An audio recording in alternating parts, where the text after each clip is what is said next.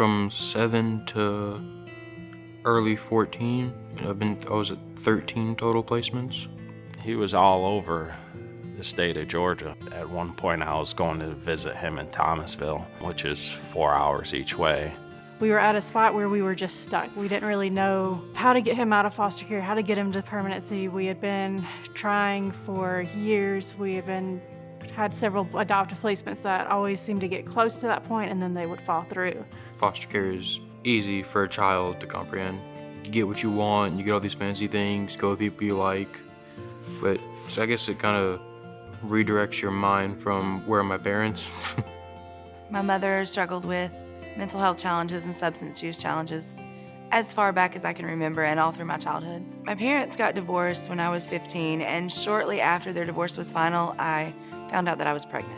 It didn't take me long to start to experiment with drugs and alcohol. I committed multiple crimes to pay for hotel rooms and to pay for the addiction that robbed me of my freedom and took my children from me. Substance abuse is a big issue in our area, so they're doing what everyone else in the area does. So to them, this is normal. So you have to look at it as like, how do we let them know they can be better and break that cycle? You know, there were a list of demands that were given to me from my caseworker. Employment, housing, sobriety, of course, parenting classes. I didn't see it as possible. I couldn't even stay sober long enough to pass a drug screen. She had a rough history. It was not well put together. It was not like things were gray when she surrendered her rights. The judge offered me an ultimatum. He said, either you can sign your rights away voluntarily, or I can terminate your rights and you'll never see your son again. So I signed the paperwork, and the words termination of parental rights hung over my head for the next 7 years. I feel like had she not given me up then, I probably would have just been taken regardless because it wasn't a very stable living environment. No one wants to admit that their children are better off without them, but I really believe at that time in my life it was the right decision.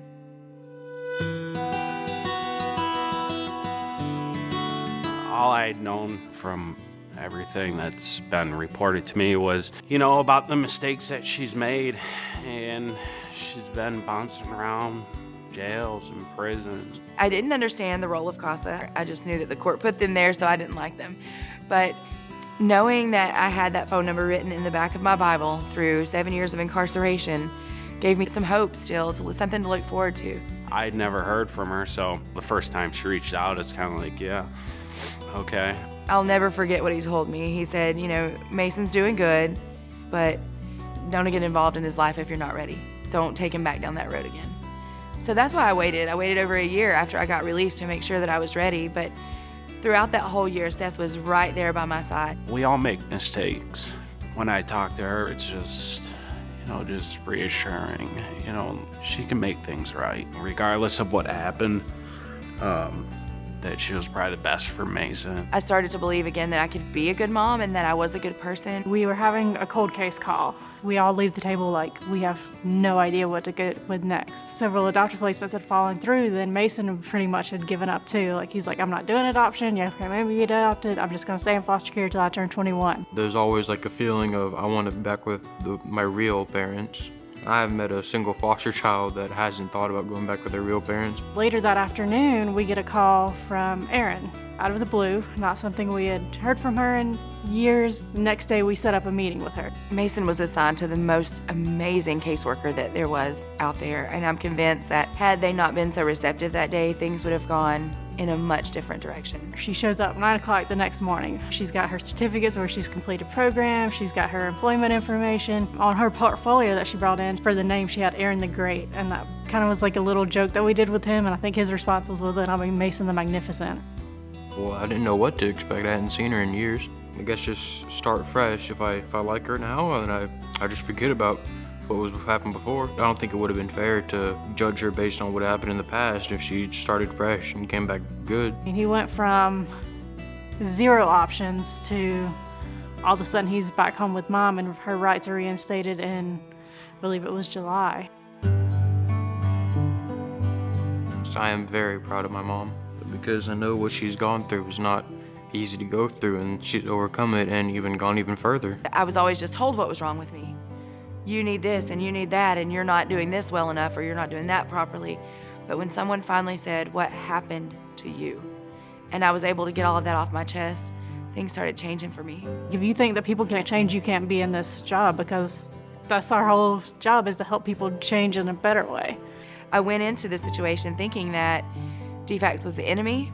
The experience I had now is that when we went to court, it wasn't just me against the world. It was me with my son's caseworker and his CASA standing there, pulling for me, rooting for me, advocating for me, and even the judge on my side. When I was like reintroduced to my mom, I was at the point of, I don't care anymore, whatever happens, happens. And then I was told that she was doing better, and that, I guess, inspired me to do better as well. I always tell mothers, put what you've done in the past behind you. Today you're working for the future. I remember the first time I made him breakfast, and I just cried through the whole thing because it's something I hadn't gotten to do for him in so long, and he didn't eat it. But that's okay. Every morning I wake up, my mom's outside feeding her goats and her chickens. The household life is probably my favorite part of it. Life can be so simple. The little things, Mason he didn't have, at a boys' home. You don't go home and your mom doesn't ask you, how was your day? Everybody deserves that. So I can put it as Maslow's hierarchy of needs. You ever heard of that? I think it's physical and then goes up and then belongings near the top, and I guess that's the point that I'm at now. I've already gotten everything I need to live, and now I just want to feel. It feels good.